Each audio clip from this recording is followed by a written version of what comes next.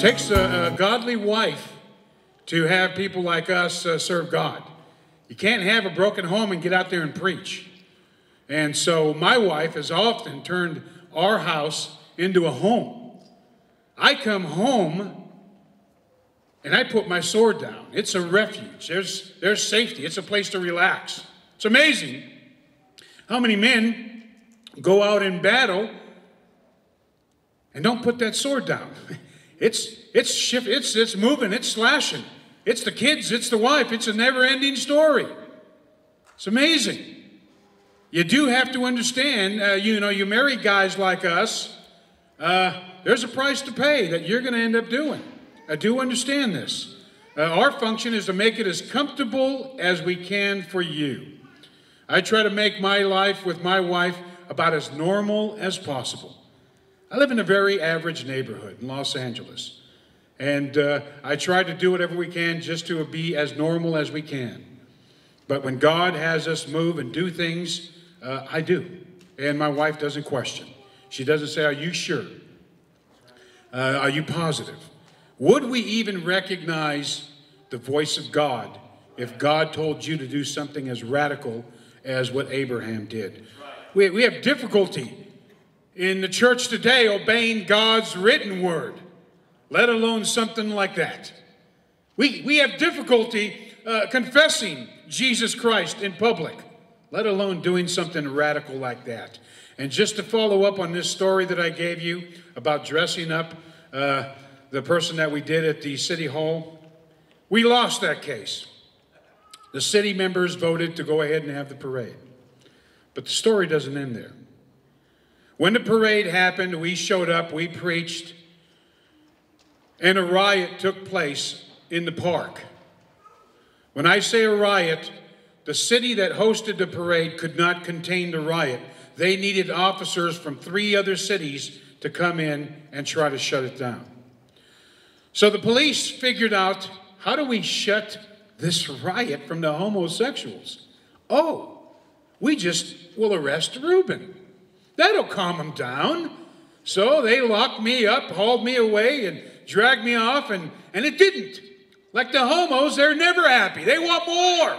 They wanted more blood. They ended up arresting 3 of us. Caused a lot of an issue. And that city said they would never have another Sodomite parade. To date, they have not. So, when God does something radical, judge it any way you want to. At the time, we knew when we lost, well, it was pretty tough. It was God's. It was a will of God that it did come out, that name, in that basket. So we ran with it. And it took a little bit of time. That's not the first Sodomite parade we shut down. Irvine, California. By consistently going there, it no longer has a homo parade nor a gathering. And so it takes a little bit of willpower. God's always willing. The problem is us. We're going to do a few more things that we tacked on to this conference. I was told that we're going to baptize a brother. There is a river out there that we're going to be doing Sunday. So if you have not been baptized, you will be baptized if you wish. Most baptisms get done inside of a church. Most Bible teaching, is very obvious. It's done in public. So we like to take it out in public. If you didn't bring any swim gear, that's great, because we'll baptize you with the clothes the way it should be. It was a public decoration. These guys that were dunked in the water by John the Baptist walked around all day wet. Everyone knew these guys were involved with John in that water. It was a public acknowledgement of what took place. And so it's very common in churches. Well, we'll only baptize 1 day out of the month, so bring extra clothing and towels. No! You should walk around town all wet all day long so they knew what you've done. And so if you haven't been baptized, stick around, because after the event's over, we're going to make a dash over to the river, give a little preach, acknowledge it, and put you in that water. And some of you guys are going to have to dunk twice, put you in the water a little bit longer. But we'll get you going. If you haven't done it, go ahead and let us know, and we'll take care of that. Jesus Christ was radical. Our Messiah walked into the temple with a whip. Man, you know, he didn't go in there. God loves you, people. I don't know if you've ever had a whip snapped at you. Well, I have. And man, that snap is like a shotgun. We were in New Orleans one year, and over in the French Quarter, those buildings are like built in the 1600s.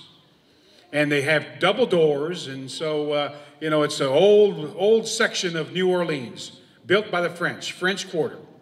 We had just dropped off some brothers, and this guy named, he's from Michigan, he and I were walking, and it's amazing, we noticed this shop. And I told Marlo, I said, man, this is more than just a witch shop. They're selling products here for your potions. This is like a woman who's giving free palm reading. This is like everything evil is in this store. We need to do something. So we had already dropped the guys off. It's just he and I, and I try to open a door and it's locked. Of course, he's saying, "Well, there's nobody home, brother. Let's get out of here." Well, those doors had like a little mail slot. And I can't get in, so I just lifted up the slot and I put my mouth in there and I started preaching in that mail slot, hollering and rebuking what's going on in here. And I hear somebody coming down the steps inside. Then the door opens up and I stand up to meet my adversary eye to eye. And this is this little old lady, not even 5 foot tall. She must have been 140 years old. She had so many wrinkles. She's just shaking. She had wrinkle upon wrinkle. I don't know why she was even still alive. She should have had a heart attack. If you would have put her and propped her on an ironing bed and ironed her skin, she would have stood 12 feet tall. Wrinkle after wrinkle. She had one glass eye that went that way, and she's looking at us. Who do you guys think you are? So I finished my sermon, and I kind of said something that may have got her a little bit upset. With the glass eye, I said, "Who are you looking at?"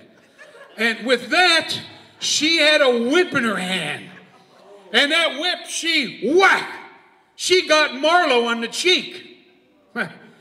I'm kind of smart. I know the next one's coming at me. I'm backing up. She smacked that whip, and it went right on my ear. Wow, is that thing loud. You ever got an earache? That'll clear it right now. Marlo and I ran. I never knew I can run so fast. And if I was a cop and I saw two guys looking like us running down the street, I'm going to assume there's a crime scene really nearby. These guys are running for something.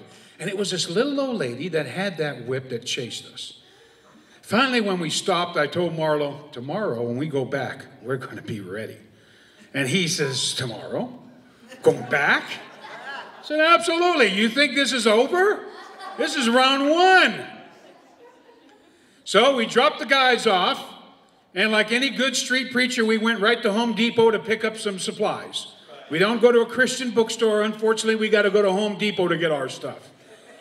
And I noticed when I was talking in that door slot that there's a lock on the outside where I can lock her in.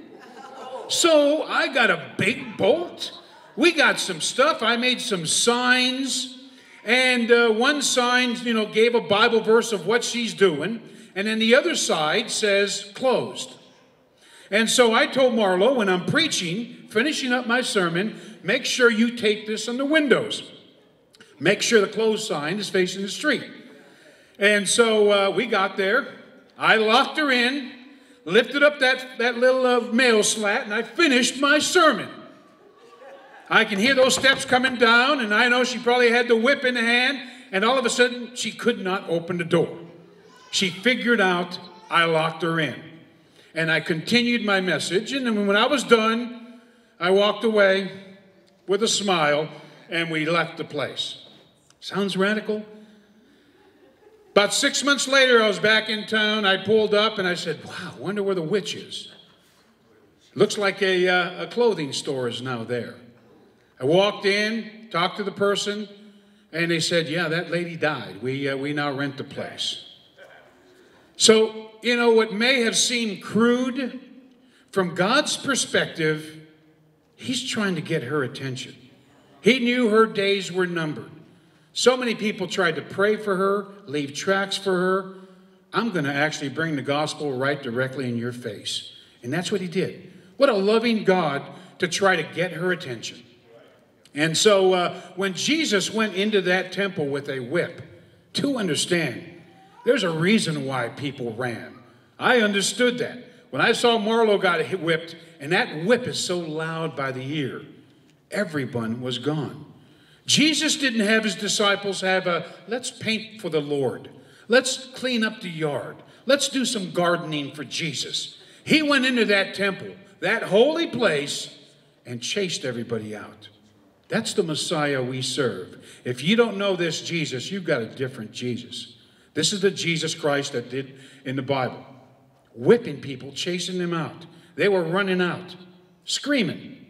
It's kind of interesting, because the Gospel of John mentions that in the first chapter, second chapter. The other Gospels mention it at the end of Jesus' life. So either we got a discrepancy, or during Passover, this was something Jesus did often. He went into this temple to clean it up every time he went into Jerusalem. However you figure it out, this is the Jesus that we serve. Radical.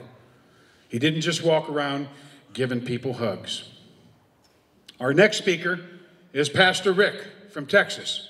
He's come out and joined us at a few events. When the Super Bowl was in Houston, he took us in, and he was the host church that handled us, took care of us, and went out preaching. Not only was he a pastor of the church, but he goes out and preaches. He's not ashamed. He doesn't keep his Christianity within the four walls of a church. Well, he's not alone.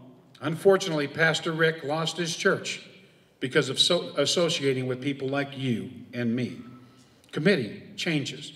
Committee doesn't want that. We want to keep a nice profile. He didn't back down.